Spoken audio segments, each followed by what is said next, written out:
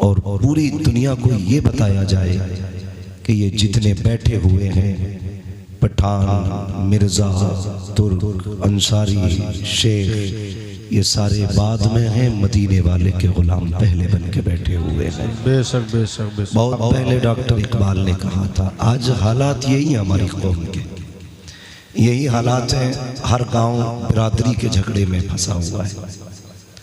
कुछ बचत हो जाती है तो फिर सियासत के झगड़ों ने मार डाला। और अगर जो बचे कुचे थे, कौम के नौजवानों को फैशन और बना में तरक्की, अय्याशी और बदमाशी ने मार डाला। कहने को हम लाखों की तादाद में हैं, हम कसरत से हैं, बहुत हैं हम। जहां खड़े हो जाएं वहां सर ही सर नजर आते हैं, लेकिन अगर करीब से देखा जाए तो हम कुछ भी नहीं हैं। हम खत्म होते जा रहे हैं, हम मिटते जा रहे हैं। डॉक्टर इकबाल ने कहा था, यूं तो सैयद भी हो, मिर्जा भी हो, अफगान भी हो, तुम सभी कुछ हो, बताओ कि मुसलमान भी हो। ये बहुत बड़ी बात डॉक्टर इकबाल ने कही थी, बुरा न मानना। आज सिर्फ टोपी लगा करके बंदा जन्नती होना चाहता है। कुछ लोग ये सोचते हैं हम पीली टोपी लगा लें, हमें नमाज की जरूरत नहीं, हमने हरा हरा रुमाल डाल लिया, अब हमें किसी चीज की जरूरत नहीं, हमने फना कपड़ा पहना है, अब कुछ और नहीं चाहिए।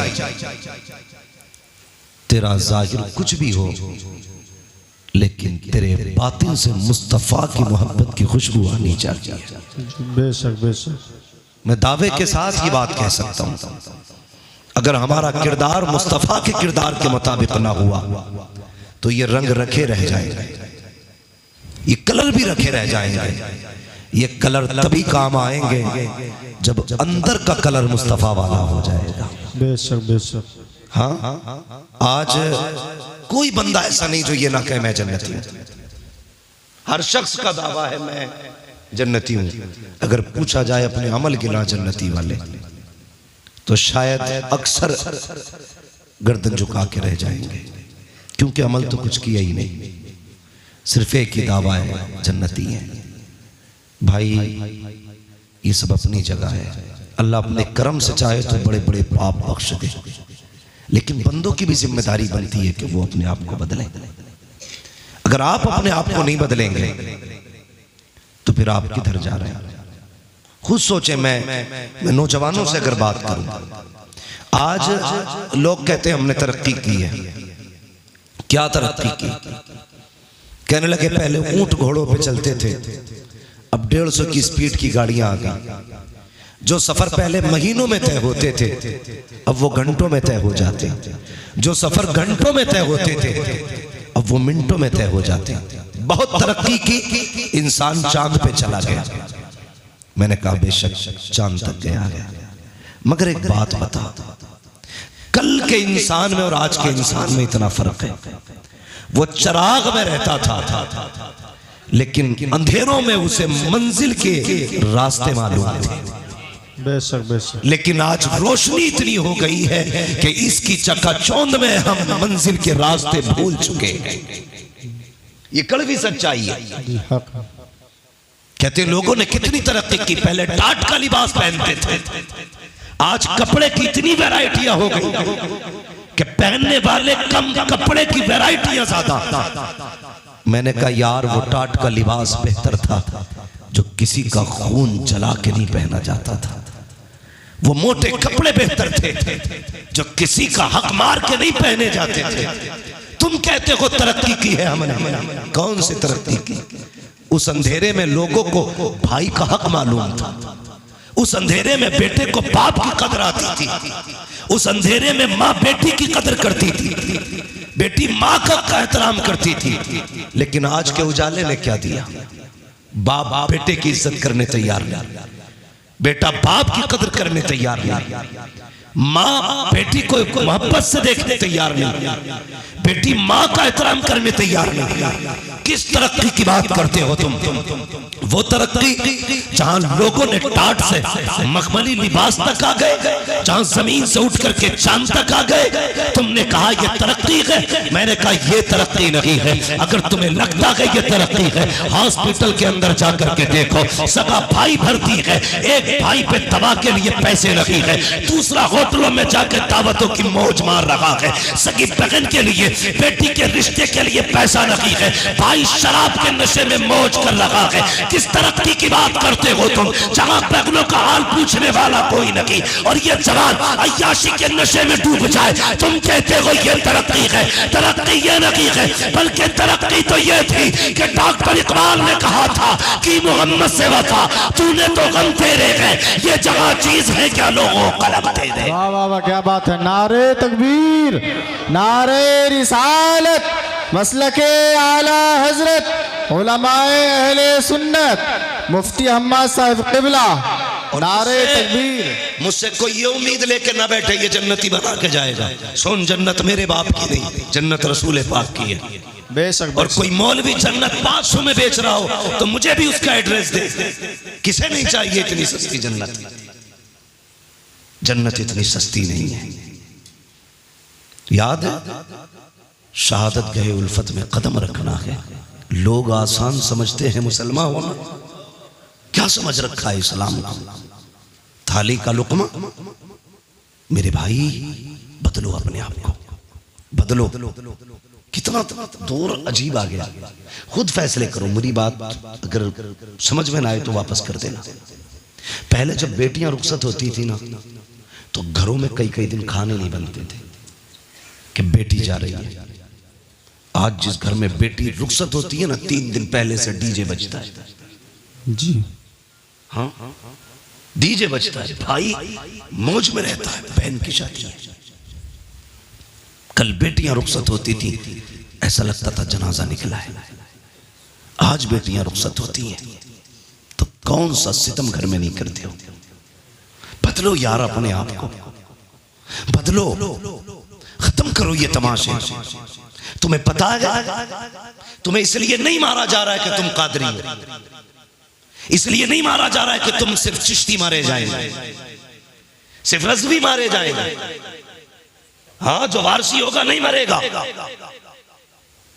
इसलिए नहीं मारा जा रहा है कि चलो ये मदारी है इसे छोड़ दो। तुम्हें इसलिए मारा जा रहा है या तो तुम्हारे नाम के आगे मोहम्मद लगा है या नाम के आखिर में अहमद लगा है। जी बेशक बेशक। अगर अब भी नहीं समझे तो अब समझाने तुम्हें जिब्रील नहीं आएंगे। ये घरों के झगड़ों से निकलो, मामला उम्मत का है।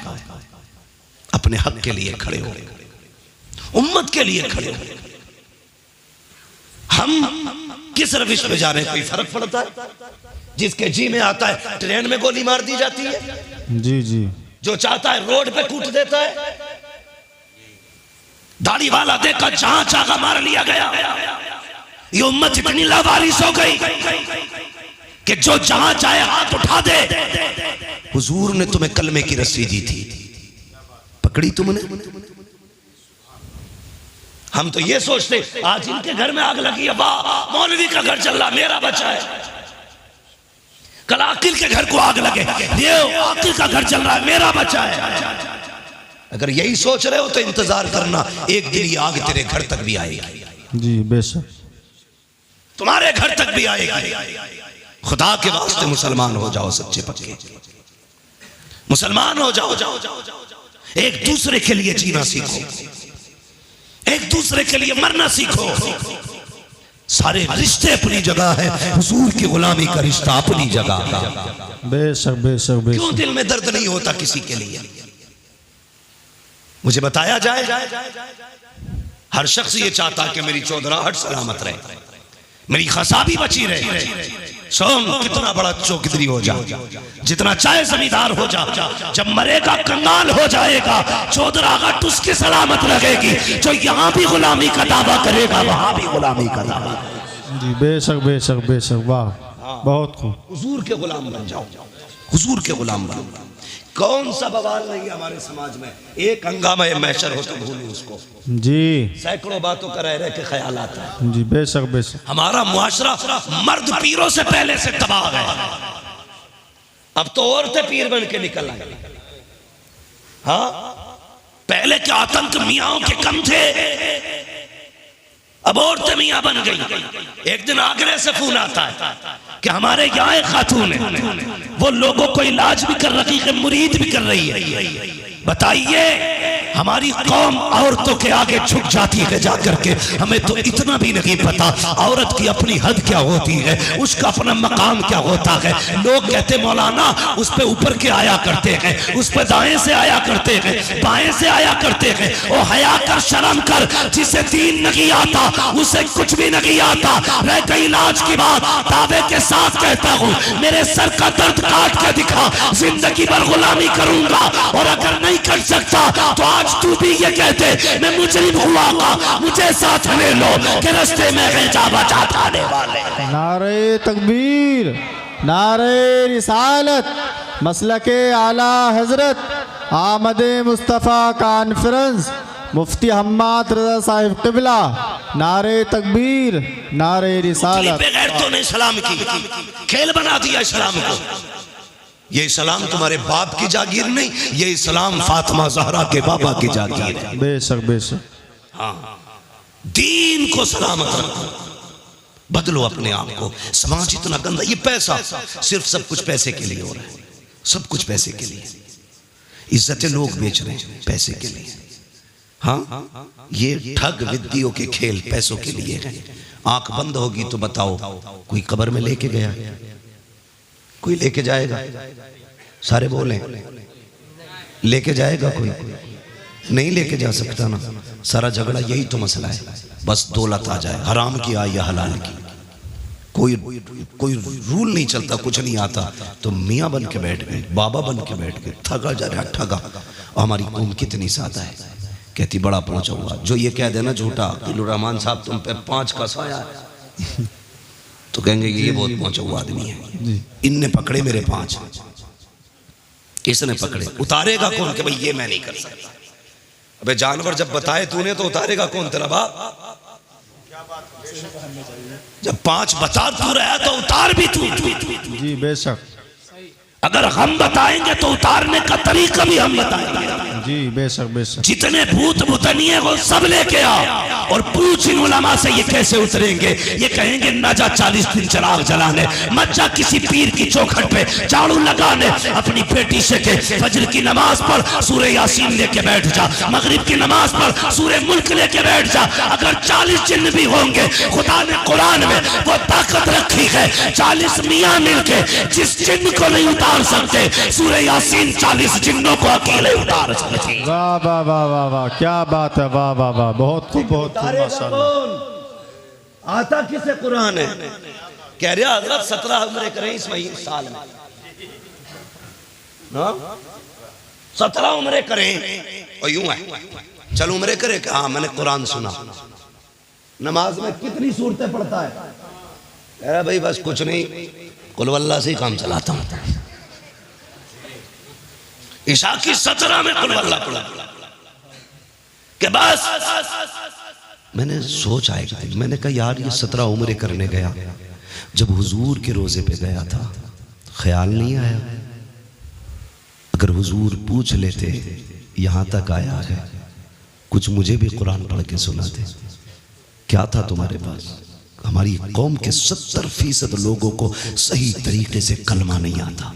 जी बस 70% लोगों को सही तरीके से कलमा नहीं आता। जी बस। और चौराहे पे खड़े होकर मैं मौलवी यूं, हाफिज यूं, कारी यूं, नमाज पढ़ के ना निकलता। अब मस्जिद के गेट पे जाकर लगा अंगूठा इलाज। जी जी बस। जिसके पीछे नमाज पढ़ी है अभी मस्जिद से निकलता नहीं। पूरी बात भाई, अपनी नमाज तो बचा। तुझे इमाम का अंगूठा कैसे दिख गया कि सजदे में? तो तू क्या कर रहा था भाई? अगर इमाम का अंगूठा सजदे में हिला तो तू किधर देख रहा था?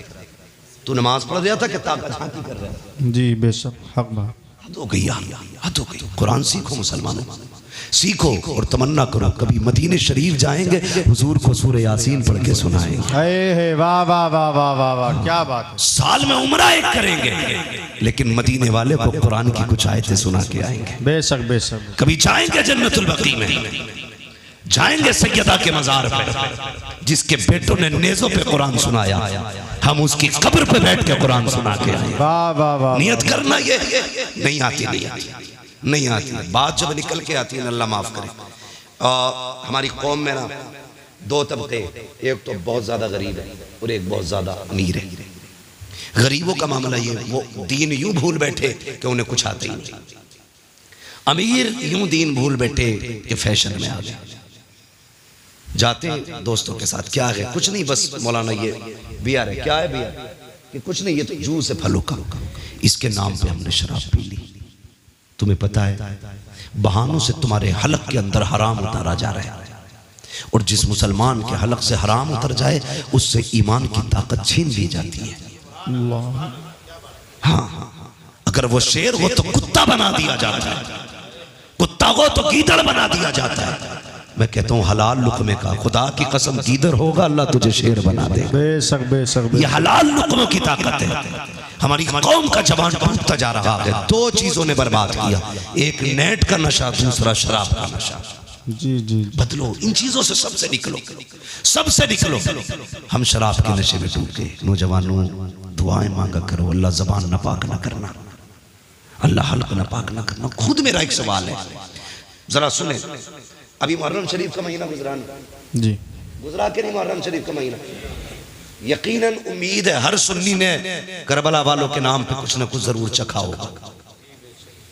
ठीक है जी, चाहे उसने हलीम खाया हो, शरबत पिया हो, या सबील के नाम पे कुछ भी, उनके नाम पे जरूर खाया। और मेरा अपना अकीदा तो यह है, खाते हैं तेरे दर का, पीते हैं तेरे दर का, पानी है तेरा पानी, दाना है तेरा दाना। क्या बात है, वाह वाह वाह।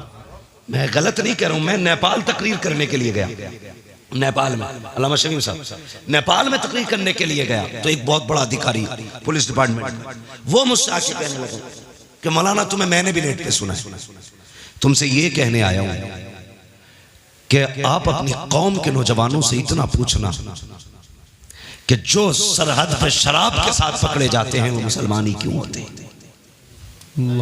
ये सोचने वाली बात है कि जो सरहदों पे शराब और नशे के साथ पकड़े जाते हैं वो मुसलमान ही क्यों होते हैं। इन्हें बताना तुम्हारे दीन में शराब कितना बुरा पाप है। सबने भी मुहर्रम शरीफ का हलवा खाया है, लेकिन तुम्हें पता है जिसने अकबर के सीने पे बर्छी लगवाई थी वो शराब थी, जिसने असगर के गले में तीर लगवाया था वो शराबी थी, जिसने कासिम के जिस्म के टुकड़े कराए वो शराबी थी, जिसने अब्बास के बाजू कटवाए वो शराब ही थी, जिसने ओनो मोहम्मद को शहीद कराया वो शराब ही तो थी, जिसने सकीना के कानों की बालियां छिनवाई वो शराब ही तो थी, जिसने अहले बैत के खेमों को आग लगवाई वो शराब ही तो थी, जिसने मुस्तफा की बेटियों को कैदी बनवाया वो शराब ही तो थी, जिसने हुसैन को सजदे में शहीद कराया वो शराब ही तो थी। अगर तू हुसैनी है तो इसे हाथ कैसे लगाता है, होठों से क्यों लगाता है, थूक दे इसके ऊपर और ऐलान कर दे जिसको नबी से नफरत, जो नबी का नहीं वो हमारा नहीं, जिसे आका ठुकरा दे उसे हम हाथ नहीं लगाएंगे, और ऐलान कर दे और लोगों शराब से मुस्तफा ने नफरत की है, अब मोहम्मद का गुलाम भी शराब से नफरत करके दिखाए। वाह वाह, क्या बात है, वाह वाह वाह वाह वाह। करेंगे इंशाअल्लाह। अगली बात करने लगा, ये कोई तरक्की की बात नहीं। दूसरी बात सुनो, हमारे अमीरों के घर की इज्जत है, बुरा मत मानना, हमारे अमीरों के घर की इज्जत है, दूसरों के घरों की रौनक बन गई। वो कैसे? शादी आती है तो क्या कहती है बहन, भैया पैसे दो मैं खुद लाऊंगी अपने पसंद के कपड़े।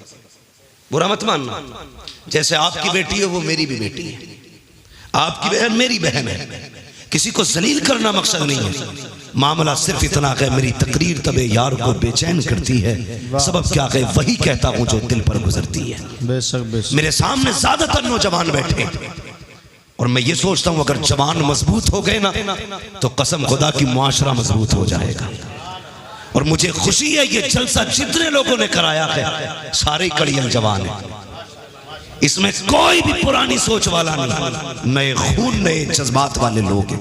और उम्मीद है इंशाअल्लाह एक इनकलाब आना है जी, बेशक एक इनकलाब आना है और हमारे माशरे को साफ सुथरा होकर के लोगों के सामने आना है। नौजवानों वादा करो हम अपने माशरे को बेहतर करेंगे, बोलो इंशाअल्लाह। इंशाअल्लाह, जोर से इंशाअल्लाह। अभी आप सारे नहीं बोल रहे, बोलो इंशाअल्लाह। गलतियां हमने क्या किया, बहुत गौर से सुनो।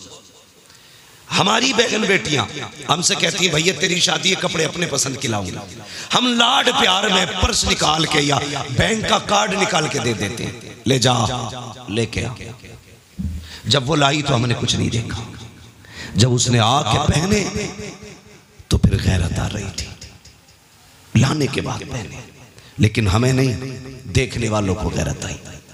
कसम खा के बताओ, शादी ब्याह तुम भी अटेंड करते हो, मैरिज हॉलों में जाते हो, जब तुम शादी वाले फंक्शन में जाते हो कितनी बेटियों के सर पे दुपट्टा नजर आता है, ये तुम फैसले करो, मैं नहीं कहूंगा। हम लोग तो जाते ही नहीं मैरिज हॉलों में, इसलिए कि अगर दावत मिल भी जाए तो वहां खाने का इंतजाम नहीं, सारे गधों की तरह खाया करते हैं। हाँ, एक मौलवी को खाने के लिए जगह तक नहीं मिलती। लोग कहते हैं बड़ा महंगा मैरिज हॉल है, बड़ा महंगा किया है, तो यार कुर्सियां आलीशान होनी चाहिए थी, लेकिन हाथ में प्लेटें। एक को मैंने देखा, हद होती है, उसने इतनी प्लेट भर ली कि दोनों हाथों से पकड़ रहा था। अब चक्कर में था खाए कैसे और रखे कहां। समझो यार, पहली बात तो हम लोग जाते ही नहीं है, चले जाएं तो जो लेना देना दे के आ जाते, क्योंकि हमारे लिए जगह ही नहीं, लोग टहल टहल के खाते हैं। इसलिए तुमसे पूछ रहा हूं कितनी बेटियों के सर पे दुपट्टा होता है? 5% बहुत कह दिया आपने, 3% बेटियों के सर पे दुपट्टा नहीं होता।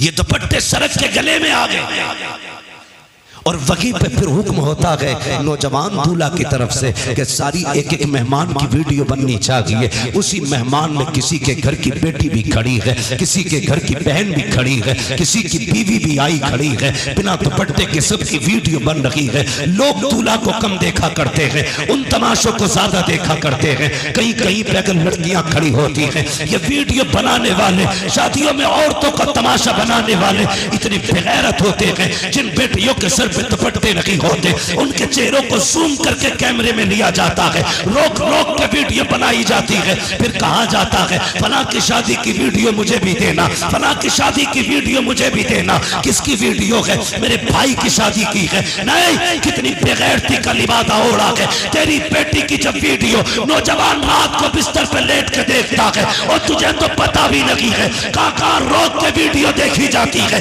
कहां जूम किया जाता है, कहां चली गई तेरी गैरत और तेरी नजरों को मुस्तफा ने हया के पहरे दिए थे। तेरे वजूद को बहन की इज्जत का रखवाला बनाया था। तुझे मुस्तफा ने इस्लाम की वो पावर दी थी कि अपनी तो अपनी पराये बेटियों की इज्जत का रखवाला था तू। आज तूने वीडियो बना करके अपनी बेटी का तमाशा बना दिया और तुझे हो क्या गया है। और तुम्हें खुदा का वास्ता शादी ब्याह में वो लिबास न पहनाना जो तमाशा बन जाए। अगर बेटियां आए उनसे कहना पर्दे में आना मुझे मतलब नहीं है, तू रूठे या ना रूठे, तमन्ना ये है कोई राजी हो न हो, मदीने वाला मुस्तफा राजी हो जाना चाहिए। वाह वाह, क्या बात है, वाह वाह। नारे तकबीर, नारे रिसालत, आमदे मुस्तफा कॉन्फ्रेंस, मुफ्ती अहमद साहब क़िबला, नारे तकबीर, नारे रिसालत। वाह वाह वाह वाह। सारे जन्नत में जाना चाहते हैं, अल्लाह सबको जन्नती बनाए, सबकी तमन्ना है भी और होना भी चाहिए। मेरे हुजूर ने फरमाया था अल्लाह से दुआओं में जन्नत मांगा कर। ये तो एक अजीब दौर है, जन्नत से भी लोगों का दिल हटा दिया जाता है। माजरत के साथ मैं नात खानों का मुखालिफ नहीं, नात खानी बड़े फख्र की बात है और बड़े नसीब की बात है, लेकिन कभी कभी नात खानी में भी लोग कह जाते हैं हमें रिजवान तेरी जन्नत की ज़रूरत नहीं है। हुजूर कहते हैं कि अल्लाह से जन्नत मांगा करो। जब बंदा 3 मरतबा अल्लाह से कहता जन्नत दे जन्नत दे, जन्नत कहती है अल्लाह मुझे इसके नाम में लिख दे।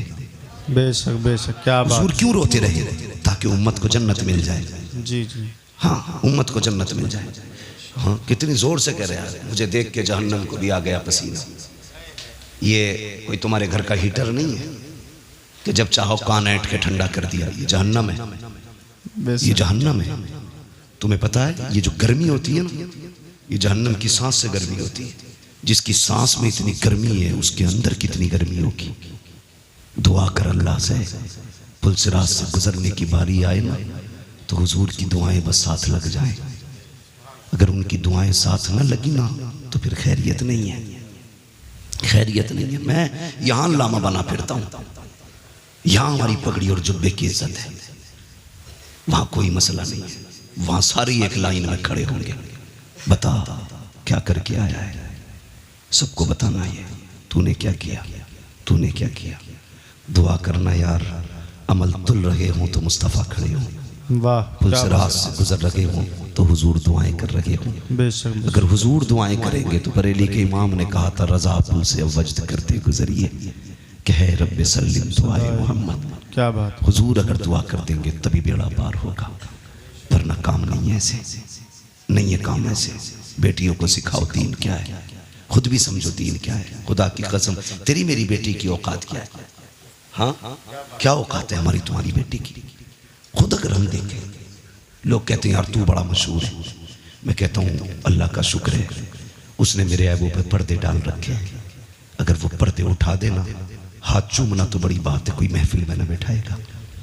ये तो करम है उसका कि वो बंदों के राज पे पर्दे डाले रहता है। बड़ा करीब है वो, बहुत करीब है। लेकिन कुछ हमारी भी जिम्मेदारियां बनती हैं, हमारी भी जिम्मेदारियां बनती हैं। लोग कहते हैं अगर वो ऐसा है तो फिर ऐसा क्यों नहीं है? अगर वो मुझसे नाराज है तो फिर मुझे मुसीबत में क्यों नहीं डालता? उसे चैलेंज न कर। अगर वो जिद पे आ जाए ना, एक सेकंड नहीं लगेगा, पूरी दुनिया को सजदे में गिरा देगा, पूरी दुनिया को। बड़ी बात नहीं करता, सिर्फ ऑक्सीजन बंद कर देना अल्लाह, सिर्फ ऑक्सीजन, तो पूरी दुनिया सजदे में होगी। जी बेस। बाकी तो बहुत चीजें। अंधे से पूछ आंखें क्या होती है, कभी अपाहिज से पूछ हाथ पैर क्या होते, गूंगे से पूछ जबान क्या है, बहरे से पूछ कान कितनी बड़ी दौलत है। जिसे रब ने ये दिया है, खुदा की कसम वो बहुत अमीर है, बहुत अमीर है। कभी इन नेमतों पर शुक्रिया अदा किया करो उसका, इन नेमतों पर शुक्रिया अदा किया करो। हम तो ये सोचते हैं ये हमारा हक था, ये कान हमारा हक है, ये नाक हमारी हक है हमारा, ये पैर हमारे हक है। नहीं, मालिक है वो जिसकी चाहे टांगे तोड़ दे, जिसको चाहे हवाओं में उड़ाए, वो मुख्तार है, उसकी हुकूमत में किसी का दखल नहीं है, जो चाहे फैसले करे। हाँ, अल्लाह से डरना चाहिए, डरना चाहिए। लोग कहते हैं मेरी बेटी है तुझे क्या हुआ? हमें कोई फर्क नहीं पड़ता किसी की भाग जाए या रह जाए। डर इस बात का क़यामत में सैयदा के सामने किस मुंह से जाओगे, सिर्फ इस बात का डर। ये कुर्ता जुब्बे पजामे कपड़ों वाले लोग जानते हो क्यों, ये क्यों चीखते हैं?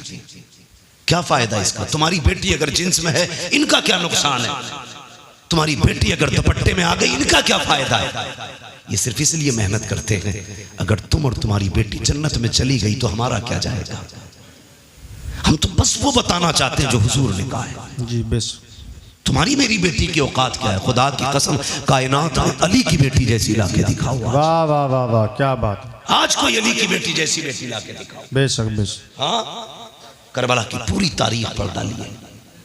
13 मुहर्रम से चलने वाला काफिला 27 रमजान को मदीना शरीफ पहुंचा, लेकिन तारीख की किसी लाइन में नहीं मिलता कि सैयदा ज़ैनब को किसी ने बेपर्दा देखा।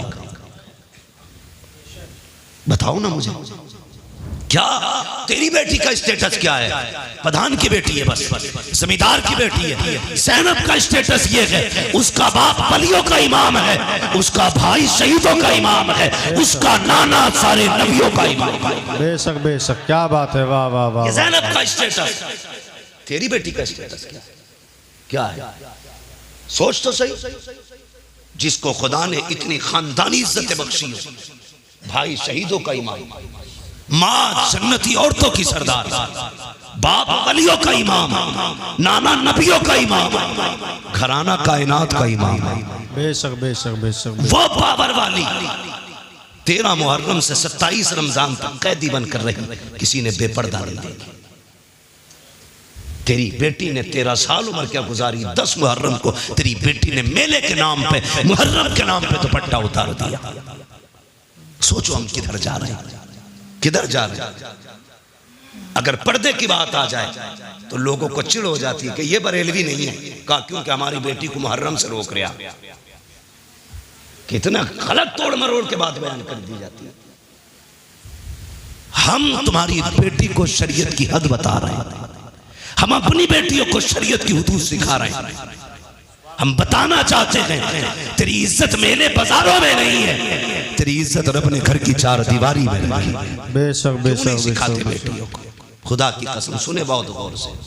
किसी की भी बेटी, मेरी बेटी या तेरी बेटी, बाजार में जाए या मेले में जाए, कितने कंधे गैर महरम के लगते, खुद बताइए। या सारे बायजीद बुस्तामी खड़े बाजार में, या जाने वाली राबिया बसरिया के सब नहीं, ना कोई बायजीद बुस्तामी है ना कोई राबिया बसरिया है।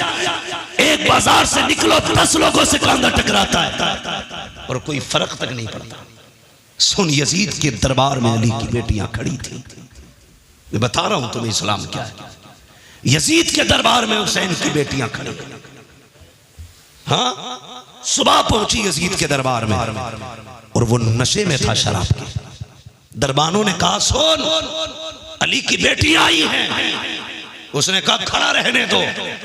खुदा की कसम तेरी बेटी 1 घंटा राशन के लाइन में लग जाए तो प्रधान पे बिगड़ जाता है, आधार की लाइन पे लग जाए कानून पे बिगड़ जाता है, पानी की लाइन पे लग जाए तो तुम समाज के उसूल पे बिगड़ जाते हो। गुस्सा नहीं आया? अली की बेटी सुबह से शाम तक यजीद के दरबार में खड़ी रही। ओ खुदा की कसम, शाम का वक्त आया था, सैयदा ज़ैनब ने कहा था ज़ैनुल आबिदीन का जी फूफी कब पता तो करो भाई बेटा, कब तक खड़े रहना है। पता चला जब तक यजीद नहीं आ जाता मामला खत्म नहीं होगा। शाम के वक्त में कुत्ता आया, आने के बाद तख्त पे बैठा, उसने सब पे निगाह डाली। खुदा की कसम, कैदी जरूर थे, बेगैरत कोई ना था। सबके चेहरों पे कपड़े पड़े थे, सबके चेहरों पे पर्दे थे। का उठाओ इनके चेहरों के पर्दे, मैं देखना चाहता हूँ। हजरत ज़ैनब की चीख निकली, का फिजा आज हमारी इज्जत की रखवाली करना। हमारे हाथ बंधे हैं, पैरों में बेड़ियां हैं, तुमने हमारे दरवाजे पर जितने दिन नमक खाया है अब वो हलाल करने का दिन है। हजरत फिजा ने तलवार संभाली, आगे आके कहा था बेगैरत जबान को लगाम दे, अगर अली की बेटी से चादर सरक गई इस दरबार में किसी के कंधे के ऊपर कोई सर नहीं रह सकता। वाह वाह, क्या बात है, नारे तकबीर। क्या पता गैरत किसे कहते हैं? क्या बात है, बेशक तू बेशक। क्या जाने इज्जत क्या है? तू तो बेटी को नंगा करने में कहता मेरी बेटी फैशन के दौर पे है। तुझे क्या पता हया क्या है? बेशक खुदा की कसम, तारीख गवाह है। कहने लगा चलो अच्छा नाम ही बता दो, ये पर्दे वाली कौन है? हजरत फिजा ने कहा ज़ैनब फिक्र न करना, जिंदगी लौटा देंगे, तेरी आवाज को भी बेपर्दा नहीं होने देंगे, तेरी आवाज को भी बेपर्दा नहीं होने देंगे। हजरत फिजा से उसने कहा कौन है? कहा ये अली की ज़ैनब है, अली की ज़ैनब है। मुझे खुद बताओ यार, अगर आपकी बस्ती में आला हजरत की कोई बेटी आ जाए क्या करोगे तुम? खुदा की कसम उनके कदमों में तुम सोने का फर्श बिछाओगे। जी जी। कि आला हजरत के घर की बेटी आई है।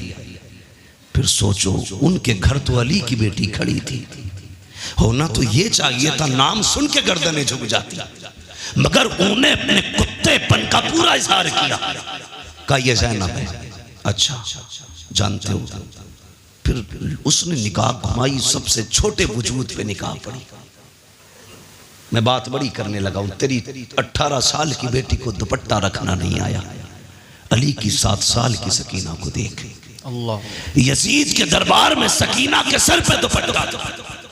उसने कहा ये छोटी सी बच्ची कौन है जिसके पर्दे का आलम यह है कि इसका चेहरा तक नहीं खुला है, जरा इसका बताओ नाम क्या है? हजरत फिजा बोलने लगी। उसने कहा तू चुप कर, मुझे इस बच्ची से पूछना है इसका नाम क्या है। उसने कहा बच्ची तू बता तेरा नाम क्या है। 3 मरतबा आवाज दी, कोई जवाब नहीं आया। उसने कहा बड़ी घमंडी बच्ची है, ये बोलती क्यों नहीं? इमाम ज़ैनुल आबिदीन ने कहा था ओ कुत्ते तू नहीं जानता इसके गले में जो रस्सी पड़ी है बंदा इतना टाइट है है कि गले की आवाज नहीं निकल रही है, अगर इसी की मुंह से सुनना चाहता है, इसके गले की रस्सी ढीली कर। यजीद के कहने पर एक सिपाही आगे बढ़ा, हजरत सकीना के गले की रस्सी ढीली करने के लिए जैसी करीब आया, गले पे हाथ लगाना चाहता था, तोड़ के ज़ैनब के कदमों से निपटी। वो वहां गया, वहां से हटी, ज़ैनुल आबिदीन के कदमों में लिपट गई।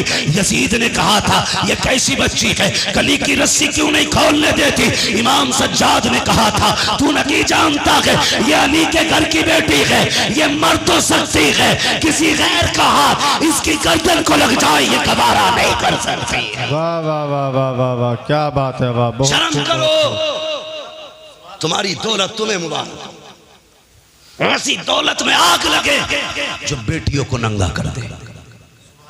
अगर मुस्तफा वाले हो, गरीबी में जिंदगी गुजार देना, कभी बेटियों के सर से दुपट्टा ना उतरने देना, बेटियों के सर से दुपट्टा ना उतरने देना। शादी हो, ब्याह हो, खुशी का मैटर है ये अपनी जगह, लेकिन खुशी का मतलब ये तो नहीं है कि बेटियां नंगी हो जाएं, भाई बेगैरत बना तमाशा देखता रहे। मेरी गुजारिश है आपसे, समाज को बेहतर करो, शादियों को पाकीज़ा बनाओ, गुनाहों का मरकज नहीं, तबाहकारी का अड्डा नहीं, बदमाशी का ठिकाना नहीं। शादियों को पाकीज़ा बनाओ ताकि निकाह की बरकतें अल्लाह बस्ती पे जाहिर फरमाए। समझ रहे ना मेरी बात। नौजवानों, ये कदम आपको उठाना पड़ेगा। कमेटी जो जलसे की है, मेरी तो इससे गुजारिश है, सिर्फ जलसे की कमेटी ना बनना, बेटियों की तहफ़्फ़ुज़े इस्मत की कमेटी भी आपको बनना है। ये आप अहद करो, हमने सिर्फ जलसा नहीं कराना है, हमें हुजूर की उम्मत की बेटियों की इज्जत की हिफाजत भी करनी है। सिर्फ यही नहीं कि सिर्फ जलसा करा लिया और 364 दिन सोते रहे, फिर एक दिन आएगा जलसा कराएंगे। अच्छी बात है, जलसों से अच्छे मैसेजेस जाते हैं, ये जज्बा बेदार होना चाहिए हमारी कौम में। लेकिन कमेटी वालों से गुजारिश है, जिस तरह आपने आज पैसा इकट्ठा करके ये एक जलसा किया ना, कम से कम ऐसे ही पैसा इकट्ठा करके साल में किसी गरीब एक बेटी की भी निकाह का और शादी का इंतजाम आप करना। और कोशिश ये करना जिस बेटी का कोई सहारा नहीं होगा, उस बेटी का ये हुजूर की उम्मत के जवान सहारा बनेंगे। बेशक बेशक बेशक करेंगे इंशाअल्लाह। इंशाअल्लाह। कमेटी वालों, अल्लाह आपको सलामत रखे, आपको जज़ाए खैर दे। मगर मैं ये चाहता हूँ आपके जरिए और भी काम होने चाहिए, ज़मीनी तौर पे भी काम हो। अगर बैटरी डाउन हो जाए फिर उलमा को बुलाइए, फिर अपनी इस्लाह कराइए। ये सोच के जलसों में कोई ना आए मौज लेके आनी है। क्या करना है मौज का? सच बताऊं, ये चमक दमक, ये आवाज़ों के जोर, ये सीनों के दम कब तक है? जब तक अल्लाह चाहता है। वो नहीं चाहेगा ये सारे ख़त्म हो जाएंगे। ये कमाल, ये हुनर हम माँ के पेट से लेके नहीं आए, ये सब अल्लाह की अता करदा चीज़ें हैं। जब तक वो चाह रहा है, बोल रहे हैं, जिस दिन वो गला बंद कर देगा कोई माई का लाल नहीं बुलवा सकता है, कोई नहीं बुलवा सकता है। लोग कहते हैं जी हम तो बतेरा समझाते। भाई मुझे खुशी हुई, कुछ लोगों से मिला हूँ मैं इस बस्ती के, कुछ लोगों से मिला हूँ, सबसे भी नहीं मिला हूँ, लेकिन मैं जितनों से मिला हूँ मैंने बहुत अच्छा पाया है, बहुत अच्छा पाया है। अगर सारे लोग इतने अच्छे तो उम्मीद करता हूँ इस गांव में कुछ बुरा नहीं होगा जी। चल, लेकिन मैं ये भी जानता हूँ हर जगह अच्छे ही लोग नहीं होते, कुछ बुरे भी होते, और हर जगह बुरे ही नहीं होते, कुछ अच्छे भी होते। अच्छे लोगों से कहूँगा बुरों की परवाह ना करना, बुरे लोगों से कहूँगा दूसरों के पीछे न पड़ना, अपने गिरबान में भी झांकना, फिर फैसला करना तुम्हें क्या करना है, फिर फैसला करना तुम्हें क्या करना है। अल्लाह करे हमारी बस्तियाँ ऐसी मोहब्बत और प्यार की हवाएं बस्तियों में चले कि हर मुसलमान दूसरे मुसलमान के हक के लिए खड़ा होना चाहिए, हर मुसलमान में एक दूसरे मुसलमान के लिए हमदर्दी होनी चाहिए। गलत नहीं कह रहा, आप किसी एक समुदाय के बंदे को टच करके देखिए, पूरी कौम कौवे की तरह आ जाती है। और हमारी कौम के किसी भी बंदे को बीच में काट दिया जाए, बाकी लोग तमाशा बने देखते हैं। हम यहाँ जीने के लिए नहीं आए, हम यहाँ मरने के लिए आए। मेरी बात बस समझ लेना, मैं इससे ज्यादा नहीं कह सकता। हम यहाँ जीने के लिए नहीं आए, मरने के लिए आए। वो जिंदगी भी क्या जिंदगी है जो कुत्तों की तरह गुजरे। कम से कम बहन बेटी की इज्जत की हिफाजत करो, भाई हो तो बहन की इज्जत की हिफाजत करो, बाप हो तो बेटी की इज्जत की हिफाजत करो। एक काम और करना है, अल्लाह आपको सलामत रखे। मैंने देखा इस गांव में बिल्डिंगें तो ऊंची ऊंची हैं, पक्के मकान वहीं ज्यादा होते हैं जहां पैसा होता है जी, वरना कॉलोनी से कोई इतनी बड़ी बिल्डिंग तो बन नहीं सकती है क्या नहीं? अल्लाह तौफीक देना तो बस्ती वाले मिलके अपनी बस्ती की बच्चियों के लिए एक स्कूल कायम जरूर करना, और तुम्हारे स्कूलों में पढ़ाने वाली भी मुहज्जब बेटियां हो और पढ़ने वाली भी मुअद्दब बेटियां। आप बिल्डिंगें कितनी ऊंची बना लो, अगर बच्चियों को अच्छे स्कूल नहीं दे सकते तो आपने कुछ नहीं किया है।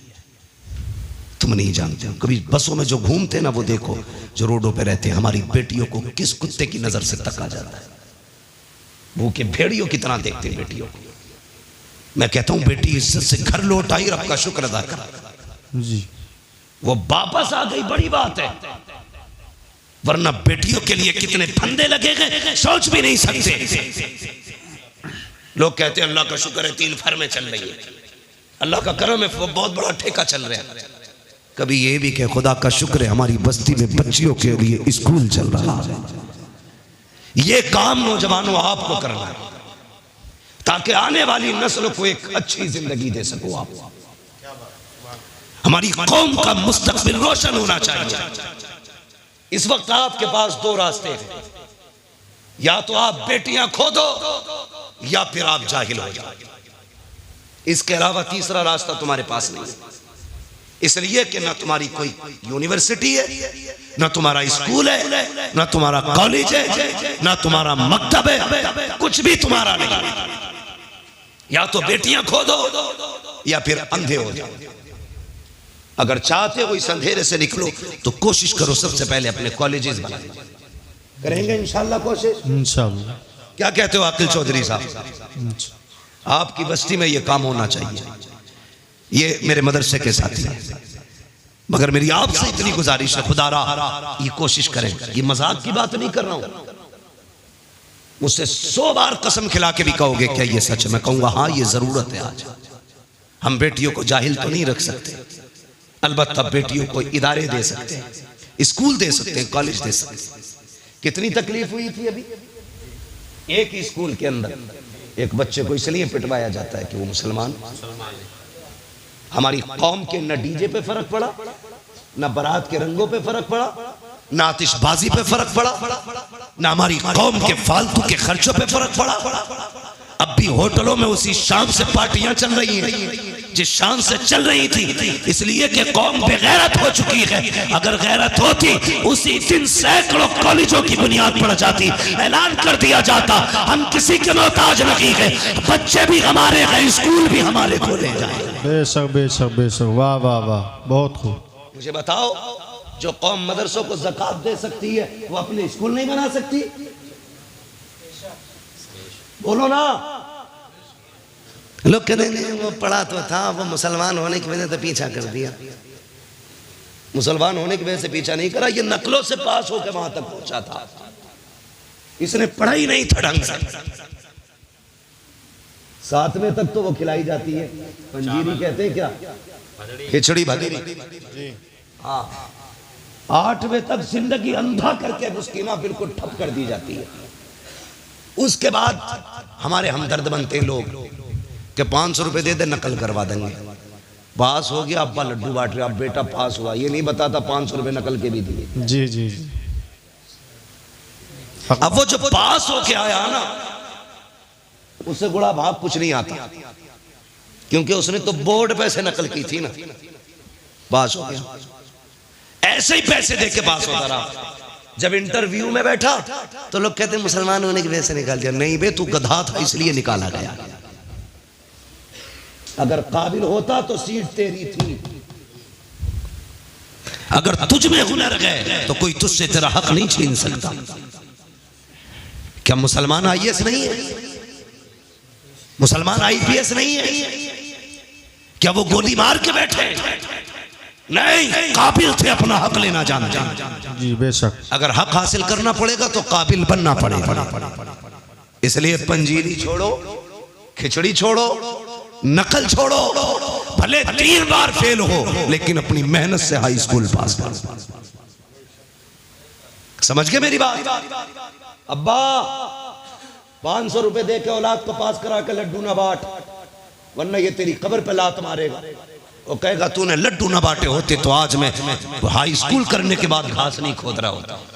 जी यही वजह है अक्सर हाई स्कूल के बाद दुकानों पे बैठा मिलेगा। जी जी जी जी बिल्कुल है बिल्कुल। उसे धनिया लिखना नहीं आता, लहसुन लिखवाने लगो तो कभी मुंह देखता, कभी पर्चा देखता। काबिल बनिए, कामयाब बनिए, मंजिल आपका इंतजार कर रही है। आप अगर काबिल नहीं है तो आपको तो भाई साहब रहने तक जगह नहीं दी जाएगी। वो किस हवा में आने वाला दौर मजदूरी वही करेगा जो कंप्यूटर चलाना जानता होगा, वरना आप कोई खुरपे से भी मजदूरियां नहीं करा रहा है। समझ गए ना मेरी बात? पढ़े लिखे लोगों के लिए जगह है, पढ़िए, आगे बढ़िए। और ये तनख्वाह है, ये वो तनख्वाह है, ये झगड़ों से निकलिए। मरने के बाद किसी का कुछ नहीं रहना है, खाली हाथ जाना है। सिकंदर का नाम सुना है? सिकंदर प्रधान था ना मिलक का। कौन था सिकंदर? बहुत बड़ा बादशाह गुजरा है। हाँ, इसने 22 साल की उम्र में आधी दुनिया फतह कर ली थी। और 22 साल में हमारी अम्मा ये कहती है भी तो लल्ला छोटा है, सुधर जाएगा, 23 का हो जाएगा। तो वो 22 साल में आधी दुनिया फतह करे बैठा, और इसका 22 साल का भी नेकर में घूम रहा। अम्मा थपकी दे के सुला रही है। जो कर गुजरने की उम्र थी वो नेकर में गुजर गई।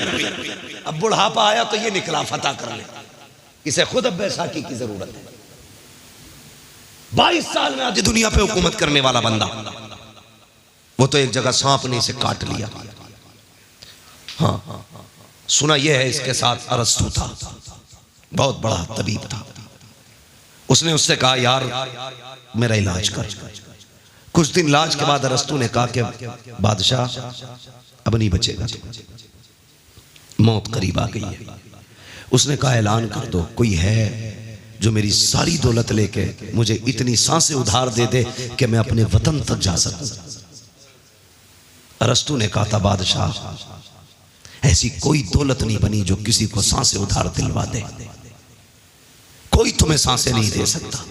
उसने कहा मैं आधी दुनिया का बादशाह हूं, क्या मुझे इतनी मोहलत नहीं कि वतन तक जा सकूं?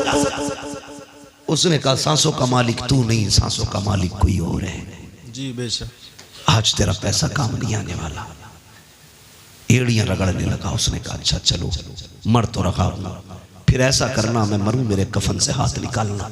ईसाई था, निकालना। कहा क्यों? ताकि दुनिया को ये बता जाऊं इस दौलत पे घमंड न करना। मैं आया था आधी दुनिया फतह की, जा रहा था कुछ लेके नहीं, खाली हाथ गया। अगर सिकंदर जैसा दौलत वाला एड़ियां रगड़ के वतन से दूर मर सकता है, तेरे मेरे पास क्या है? जी जी। इसलिए दौलत पे घमंड ना करना, हुजूर से वफा करो, हुजूर से मोहब्बत करो, उलमा से प्यार करो, इल्म से प्यार करो, अपने मामलात में उलमा को अपनी राय में शामिल रखा करो, इनको अपनी महफिलों में अपनी रायों में लाया करो। कोई काम किया करो, इनसे पूछा करो। खुदा की कसम अक्ल अपनी जगह है, बरकतें अपनी जगह हुआ करती हैं। बेशक बेशक, बरकतें अपनी जगह हुआ करती हैं। कोशिश करना हर घर में कम से कम एक दीन सीखने वाला बंदा होना चाहिए। दावे के साथ कहता हूँ 7 मास्टर बना लो, 1 इंजीनियर बना लो, साथ में 1 कुरान का कारी बना लेना। 1 हाफिज कुरान पूरे घर की हिफाजत के लिए काफी होता है। जी जी बिल्कुल बिल्कुल। और ना कई मैंने इंजीनियर डॉक्टर ऐसे देखे, कहते जी हम कुछ नहीं जानते, हम तो बस अल्लाह रसूल को ही जानते हैं। जी ऐसे नस्ल से बचिए, अपने घर में दीन वाला लाइए, 1 बेटे को कुरान सिखाइए, बदलिए अपने आप को। नौजवानों मजबूत होना है, हमें अपने मुआशरे को बेहतर करना है। और तुमसे गुजारिश है, सबसे बड़ी शिकायत क्या हमारी कौम में? माफ करना। और मेरी इस बात में चढ़ाने की बात नहीं करता, हमारी कौम के अंदर दलाल सबसे ज्यादा मौजूद है। थाने के मुखबिर 500 रुपए में बिकने वाले लोग, शर्म आनी चाहिए। या तो 500 रुपए में थाने के हो जाओ, या वफा करके मदीने वाले मुस्तफ़ा के हो जाओ। क्या बात है, वाह वाह। हमें अपने दीन से वफा करनी है। किसी पे झूठा केस ना लगाइए, किसी को फर्जी ना फंसाइए। लोग जाल लिए बैठे, सिर्फ बहाना चाहिए। उन्हें तो उंगली रखने का मौका मिले वो गर्दन दबोच लेते हैं। ना करना ऐसे काम। अल्लाह तौफीक दे, किसी को फंसाना नहीं, अगर फंसा हो तो अपनी मेहनत से उस फंसे को निकाल के लाके खड़ा कर देना। तुम यहाँ मुसलमान की मदद करो, मरने के बाद अल्लाह कब्र में तुम्हारी मदद के असबाब पैदा फरमा देगा। करेंगे इंशाअल्लाह। इंशाअल्लाह। और जोर से बोलो इंशाअल्लाह। इंशाअल्लाह। फरमाया गया, ए ईमान वालों, अपने आप को और अपने घर वालों को जहन्नम की आग से बचाओ। कोशिश करें, दूसरों पर तंज करने से पहले जरूरी है अपने घर वालों की सलाह करें, अपने बच्चों को दीन से जोड़ें, मस्जिद के करीब लेके आएं, अल्लाह से रिश्ता मजबूत करें, उसके रसूल से रिश्ता मजबूत करें। माँ बाप की नौजवानों इज्जत करो। माँ बाप से भी गुजारिश है, सिर्फ तुम्हारी फरमाबरदारी लाजिम नहीं, तुम पे भी कुछ हक है औलाद का। तुम भी जरा इंसाफ करो, बच्चों के साथ सितम न करो। बात बात में ये नहीं है कि मैं तुझे जायदाद से बेदखल कर दूंगा।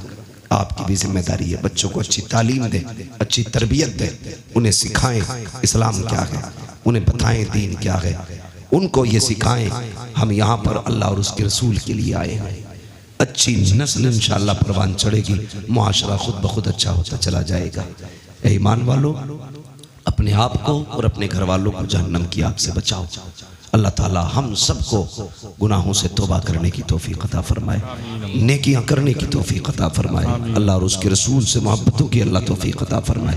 बस जो हुए अगलात उनको माफ़ फरमाए रब्बे कायनात। जिंदगी ने दिया साथ, फिर होगी मुलाकात, चमन रहा फूल खिलेंगे, जिंदगी रही फिर मिलेंगे। मुसाफिर हैं हम भी, मुसाफिर हो तुम भी, किसी मोड़ पर फिर मुलाकात होगी। सारे लोग कलमा शरीफ पढ़ लीजिए, ला इलाहा इल्लल्लाह। अभी जोर से नहीं पढ़ा, सारे लोग पढ़े, ला इलाहा इल्लल्लाहु मुहम्मदुर रसूलुल्लाह व मा अलैना इल्लल बलाग। अस्तगफिरुल्लाह रब्बी मिन कुल्लि ज़ंबिन व अतूबु इलैहि। अस्सलामु अलैकुम व रहमतुल्लाहि व बरकातुहू।